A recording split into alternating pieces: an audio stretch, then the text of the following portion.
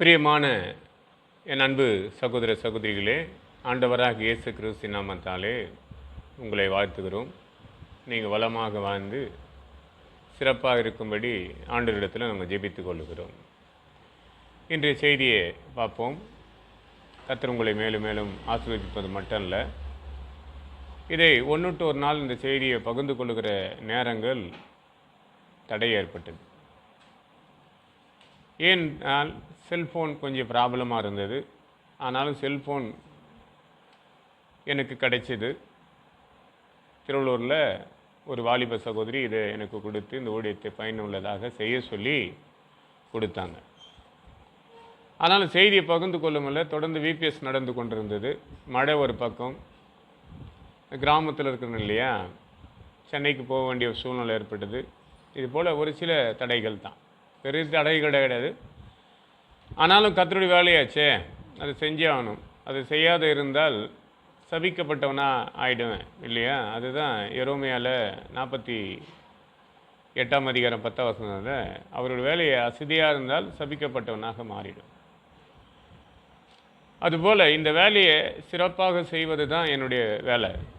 அதுக்கு தான் கடந்த ஆண்டு ஏற்பட்ட ஒரு பெரிய பலவீனத்திலேருந்து பெரிய ஒரு பிரச்சனை, நான் கீழே விழுந்து பெரிய ஒரு பாதிப்புலேருந்து கர்த்தர் என்னை காப்பாற்றி இந்த ஒரு ஆண்டை நிறைவாக நடத்தி, இந்த ஆண்டு கூட இன்னைய பொழுது செய்திக்கு முன்பாக அந்த தம்பி என்னிடத்தில் பேசும்போது அந்த நாளை நினச்சி ரொம்ப வருத்தப்பட்டார். அப்போ பார்த்தீங்கன்னா எனக்கு எதுவுமே தெரியாது, எல்லாமே கடவுள் பார்த்து சுகத்தை கொடுத்து அவர் வேலையை செய்ய சொன்னார். இப்படி வேலை செய்து கொண்டிருக்கும்போது தொடர்ந்து அதை செய்யணும்னு ஆசைகள், இன்னும் ஒரு சில பலவீனங்கள், அதையும் கர்த்தர் எடுத்து போடுவார் சீக்கிரத்தில். நீங்கள் ஜெபித்துக் கொள்ளுங்கள். அப்போ ஆண்டவருடைய செய்தியை பகிர்ந்து கொள்ளக்கூடிய கொஞ்சம் தாமதம் ஆனாலும் அது மனவேதனையாக தான் இருப்பேன். இன்றைக்கி செல்ஃபோனில் ஒரு செய்தியை பார்த்தேன். இந்த செல்ஃபோனில் பார்த்தீங்கன்னா ஏதாவது ஒரு செய்தியை போட்டு பார்ப்பேன், சில ஊழியக்காரர் மெசேஜ் பண்ணதை கவனிப்பேன். அது எனக்கு சிலது ரொம்ப பிடிக்கும், அதை பார்த்து கொண்டிருப்பேன். அப்போ இன்றைக்கி செல்ஃபோனில் பார்த்தா ஒரு 3 பேரை பற்றி ரொம்ப அவமானமாக பேசி கொண்டிருந்தாங்க. அந்த 3 பேரில் ஒரு லேடி. அப்போது அது எனக்கு ரொம்ப கஷ்டப்பட்டேன். ஏன்னு சொன்னால், ஒரு ஊழியக்காரர் பேசப்படும் போது அது எனக்கு அவ்வளோ கடினமாக தெரியாது. இவர் ஏதாவது பண்ணியிருப்பார்ன்ற மாதிரி யோசிப்பேன். ஆனால் 3 பேருமே பேசுவது ஒரே கேட்டகரி தான் பேசுகிறாங்க. 3 விதமான காரியம் தனித்தனியாக செய்திருந்தாலும் பேசுகிறது ஒரே ஒரு காரியம்தான். அவங்களுக்கு கேட்குற காணிக்கை கொடுத்து வேதத்தில் இப்படிலாம் ஆண்டவர் பேசுவாரா அப்படின்ற ஒரு கேள்வியை போட்டு ஒரு சினிமா பாட்டை போட்டு அந்தந்த காலகட்டத்தில் அந்த லேடிஸை போடும் போதெல்லாம் அது ஒரு சினிமா பாட்டு, அது ஒரு பரிகாசத்தோடு கிண்டலாக இருந்தது. அப்படி 3 விதமாக இருந்து தேவன் வெளிப்படுத்த காரியங்களை கொடுத்து உண்மையும் சத்தியமாக இருந்தால் யார் புறம்பாக பேசினாலுமே அதில் பிரயோஜனம் கிடையாது. அதனால் நான் அதை பெருசாக எடுத்துக்கல. இருந்தாலும் இதை பார்க்குற சகோதராக இருக்கலாம், சகோதரியாக இருக்கலாம், போதகராக இருக்கலாம், யாராக இருந்தாலும் அந்த செய்தியை பார்ப்போம் இல்லையா. அந்த செல்ஃபோன் மூலியமாக நீங்கள் பார்க்கும்போது நீங்களும் ஜெபம் பண்ணுங்க. இவங்களை கொடுத்து பேசுகிறாங்க என்று அங்கே குற்றவாளி என்று சொல்வதா, இதில் பேசுகிற குற்றவாளி என்றதா, இல்லை செய்தவர்கள் குற்றவாளியான்றது தெரியாது. ஆனால் எனக்கு மட்டும் ஒன்று புரிஞ்சது, அதுதான் தேவன் எனக்கு வெளிப்படுத்தினது உங்களுக்கு நான் அறிவிக்கிறேன். அப்போது ஒரு வசனத்தை படிக்கிறேன் பாருங்கள். யோபு புத்தகத்தில் 36ஆம் அதிகாரம் 33ஆம் வசனத்தில் அழகாக இருக்கும். அதனால் அவர் செய்ய நினைக்கின்றதை மாத்திரம் எழும்ப போகின்றதை ஆடு மாடுக்கு அறிவிப்பாராம். எழும்ப போகிற என்ன ஆகப்போகுதுன்றதை யாருக்கு அறிவிப்பாராம்? ஆடு மாடுகளுக்கு அறிவிப்பாராம். நான் என்ன யோசிப்பேன், இந்த யோபு புத்தகத்தை நிறைய படிக்கிற இன்ட்ரெஸ்ட் உண்டு எனக்கு. எப்போவுமே எனக்கு யோபில் பார்த்தீங்கன்னா, இன்றைக்கி ஒரு திருமண காரியத்தை கடந்து போனாலும் யோபை எடுத்து பார்ப்பேன். ஒரு நல்ல செய்தி கேட்க போனாலும் யோபை எடுத்துக்கணும். யாராவது மரித்தாருங்க ஒரு செய்தி சொல்லணுமா, யோபிலேருந்து தான் நிறைய கான்ட்ராக்ட் அங்கே தான் இருக்கும். சிலர் பார்த்தாங்க, எனக்கு தெரிஞ்சவங்க ஒரு சிலர் யோபை படிக்க மாட்டாங்க. ஐயோ அது படித்தா அப்படியே எனக்கு நிறைய பிரச்சனைகள் வரும் அப்படின்னு கூட பயப்படுவாங்க. நான் யோபை தான் 26 வருஷமாக யோபை நிறைய படிக்கிறேன். அப்போது எத்தனை பிரச்சனையை சந்திக்கிறேன் இல்லையா, எவ்வளோ பாடுகள். இன்றைக்கி உட்காந்துருக்கிறன்னும் போது இன்றைக்கி செய்தி எடுத்துக்கொள்ளுன்னா கர்த்தருடைய கிருபை தான், வேறு யாராலையும் முடியாது. கடந்த ஆண்டு 5ஆம் மாதம் 18ஆம் தேதி நான் விழுந்ததும் தெரியாது, நான் எழுந்ததும் தெரியாது. நான் என்ன நிலைமை இன்னைக்கு கூட ஒரு இடத்துக்கு நாங்கள் போயிட்டு ரிட்டர்ன் ஆகி வரும்போது அந்த மெக்கானிக் சொன்னார், ஆச்சரியமாக தான் உன்னை பார்க்குறேன், நீ அப்படியேப்பட்ட விபத்தில் விழுந்த, நீ இன்னைக்கு இருக்கிறன்னும் போது அது கடவுள் தான் அப்படின்னாரு. போன வாரம் கூட ஒருத்தர் சொன்னார், அதே வார்த்தையை சொன்னார். ஒரு பால்கார இடத்துல நான் பால் வாங்க போவேன், அவர் சொன்னார், கடவுள் தான்பா உன்னை காப்பாற்றினார், கடவுளுக்கு தான் நன்றி சொல்லணும், மறுவாழ்வு கொடுத்துருக்க கடவுள். அப்போ கடவுளுக்கு எப்பவுமே என்னுடைய இவ்வளோ நடந்தது எதுவுமே எனக்கு தெரியாது, எல்லாமே மறந்து போயிட்டு இருந்தாலும் மறந்து போவது சில காரியங்கள் நல்லது என்று நினைப்பேன். அப்போது பார்த்தீங்கன்னா தேவன் பல காரியங்கள் நன்மை செய்கிற தேவன் சில விஷயம் இந்த உலகத்தான் பரிகாசம் பண்ணக்கூடிய ஒரு சூழ்நிலை கொடுத்து இந்த செல்போலி மூலமாக அதை பார்க்கும்போது ஒரு பக்கம் வருத்தப்பட்டேன். ஒரு பக்கம் இந்த செய்தியை யோபு புத்தகத்தில் 36ஆம் அதிகாரம் 33ஆம் நான் ஆடு மாடுகளுக்கு அறிவிப்பேன்றார்.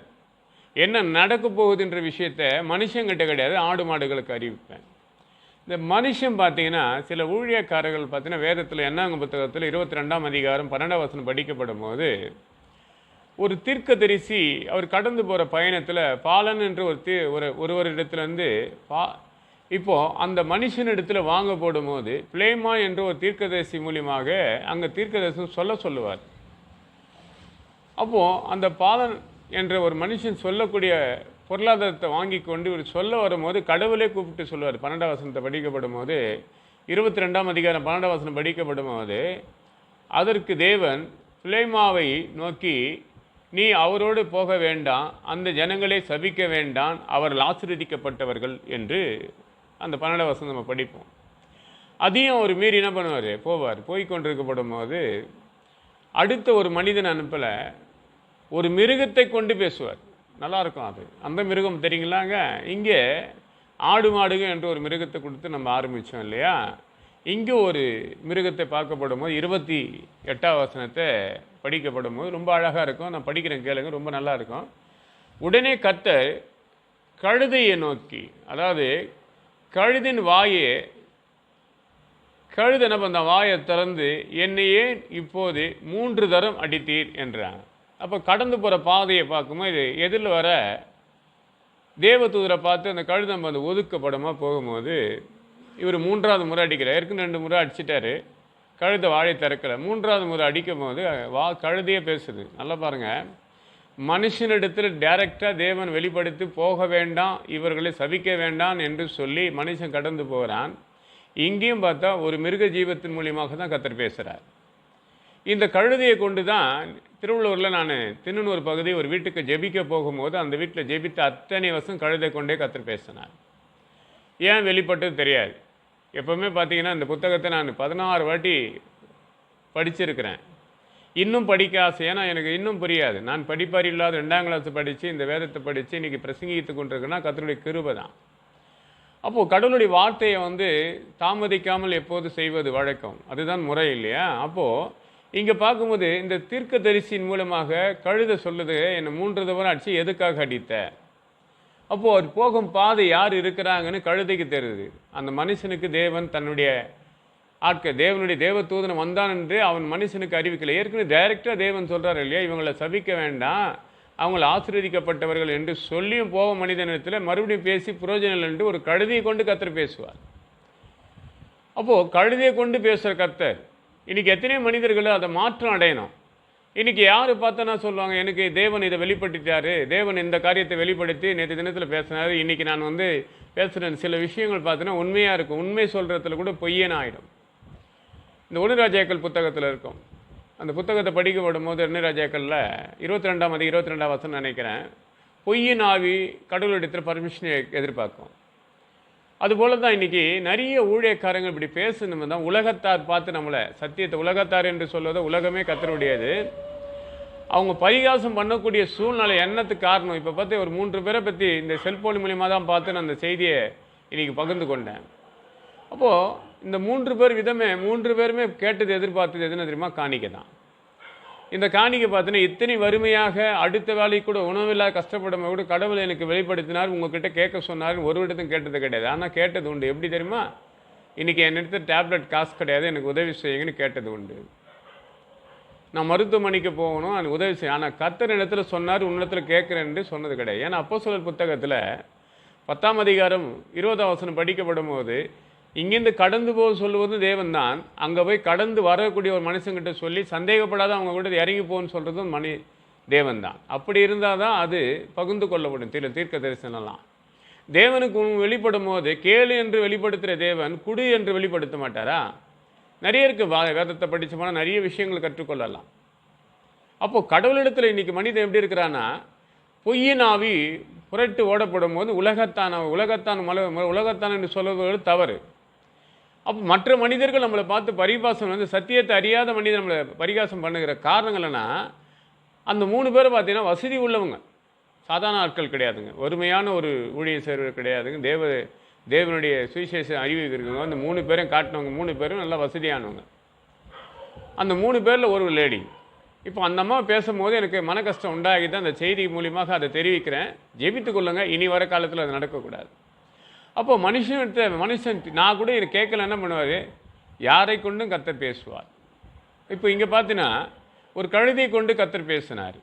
ஒரு இடத்துல பார்த்தீங்கன்னா ஒரு ஆபத்து, ஒரு தீர்க்கதரிசிக்கு தேவன் ஒரு காக்காயை கொண்டே போஷிப்பார்.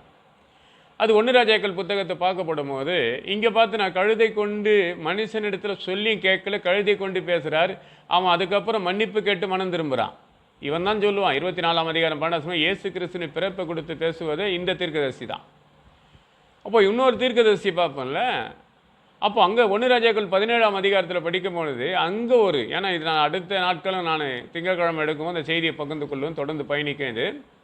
அங்கே பார்க்கப்படும் போது 1 ராஜாக்கள் புத்தகம் 17ஆம் அதிகாரத்தை படிக்கப்படும் போது 3 வருஷம் 6 மாதங்கள் அவர் சொல்கிற தீர்க்கதரிசி நிமித்தமாக தேசத்தில் மழையே இல்லாதபடி தேசம் பஞ்சத்தில் வாடக்கூடிய ஒரு சூழ்நிலை போது அவர் ஒரு ஒரு குளத்துக்கு பக்கத்தில், ஒரு ஏரிக்கு பக்கத்தில், ஒரு ஆற்றுக்கு பக்கத்தில் கடந்து போகக்கூடிய ஒரு சூழ்நிலை ஏற்படுத்தி அங்கே போகும்போது நீ இங்கேருந்து கடந்து போகணும் கடவுளே சொல்லுவார். காக்காயை கொண்டு கர்த்தர் போஷிப்பார். காலையிலும் மாலையில் நானே உனக்கு ஆகாரத்தை உண்டாக்குவேன் என்று சொல்லி நீ 17ஆம் அதிகாரம் பாருங்கள், 5ஆம் வசனம் படிச்சிங்கன்னா ஃபுல்லாக நல்லாயிருக்கும் அது. அப்போது காக்காயை கொண்டு ஒரு தீர்க்கதரிசியை நடத்தினார் தேவன். அப்போது அந்த இடத்த மனுஷனை கொண்டு செய்கிறாரு. ஆனால் தப்பிக்கக்குள்ளே சூழ்நிலை வரமுடும் போது, ஆகாரத்துக்கு குறை வரும்போது ஒரு காக்காயை கொண்டு அவரை போஷிக்கிறார். பார்க்குறேன் அன்பு சகோதர சகோதரி யாராக இருந்தாலும், இத்தனை மனிதன் நமக்கு உதவி செய்வான்னு நினைக்காதீங்க. இந்த மனிதன் நம்ம உதவி செய்வான், இந்த போதகர் நமக்கு உதவி செய்வார், இவர் இப்படி பேசினா நடந்தோம் அப்படின்னு நினைக்காதீங்க. கர்த்தர் யாரை கொண்டு நம்மளை நடத்துவார். இன்றைக்கி நான் பார்த்தேன், எங்கள் வீட்டில் ஒரு மிருகம் இருக்குது. அதை பார்த்தீங்கன்னா அது எனக்கு செல்ல பிராணி. அதுக்கிட்ட நான் விளையாடிக்கொண்டே இருப்பேன். எல்லாம் ஊழியக்காரர் சிலர் வந்தாருன்னா இது ஏங்க வீட்டில் வளர்க்குறன்னு கேட்பார். ஆனால் சங்கீத புத்தகத்தில் 59 சங்கீதம் பார்த்தோன்னா யாரை கொண்டு பேசுவார் தெரியுங்களா? அந்த நாய்க்குட்டியை கொத்தி தான் பேசுவார். யார் சொல்கிறாருன்னா, உலக மனிதன் இப்படியெல்லாம் உன்னை கொடுத்து பேசி தெரிந்து கொண்டிருக்கிறான்றதை யாரை காட்டுறாருன்னா, இன்றைக்கி செல்லப்பிராணியாக நான் வளர்த்து கொண்டிருக்கிறேன் பாரு, அதை கொண்டே பேசுவார். அப்போ இது செல்லப்பிராணின்னு நான் சொல்லி கொண்டிருப்பதும் இதை உலகத்தானே பண்ணுவாங்க. இது ஆலயத்துக்குள்ளே இருக்கலாமா? அங்கே அதை உண்டாக்குனவரும் உருவாக்குனவரும் அதுக்கு ஒரு சாலை, அதுக்கு ஒரு சேமிப்புக்கு ஒரு திட்டத்தை விட கட்டி முடித்து பாதுகாத்து தண்ணி 40 நாள் மழை பெஞ்சு எல்லாம் அழிஞ்சு உலகமே அழிஞ்சு போகும்போது காப்பாற்றி உருவாக்கி வைத்த கர்த்தருக்கு தெரியுங்க. ஆனால் மனுஷன் எல்லாம் பேசுவான். நல்லா தெரிஞ்சுங்க. பார்க்குற அன்பு சகோதர சகோதரி யாராக இருந்தாலும் இனி வர நாட்களில் தேவன் நமக்கு என்ன சொல்கிற அந்த வேதத்தை தெளிவாக படிங்க. ஒரு மனிதனை நம்பாதீங்க. மனிதன் சொல்ல சில பயத்தை கொடுத்து கலங்காது திகழாதீங்க. ஒரு வினாடியில் வறுமை வரும்போதும் ஆகாரத்தை கொடுத்து திடப்படுத்துகிறாரு. வெறுத்து அதாவது கர்த்தரை விட்டு பின்வாங்கும் போதும் அதை திருத்தக்கூடிய இங்கே ஒரு மிருகத்தை காட்டுறாரு, அங்கே ஒரு மிருகத்தை காட்டுறாரு. இந்த மிருகத்தை பார்க்கப்படும் போது என்னவா இருக்குது, இந்த காரியத்தை கொடுத்து நம்ம படிக்கப்படும் விஷயங்கள் பார்க்கப்படும் போது ரொம்ப அருமையாக இருக்கும். இங்கே கழுதையை கொண்டு உன்னை திருந்தக்கூடிய வழியை தேர்றாரு, அங்கே காக்காயை கொண்டு உன்னை போஷிக்கக்கூடிய வழி தேர்றாரு, அங்கே நாய்க்குட்டியை கொண்டு என்ன பண்ணுறாரு, அந்த உலகம் நம்மளை கொடுத்து என்னவா இருக்குதுன்னு யோசித்துப்பார். அடுத்த செய்தியை பார்ப்போம். கர்த்தர் உங்களை மேலும் மேலும் ஆசீர்வதிப்பாராக. ஆமேன், ஆமேன், ஆமேன்.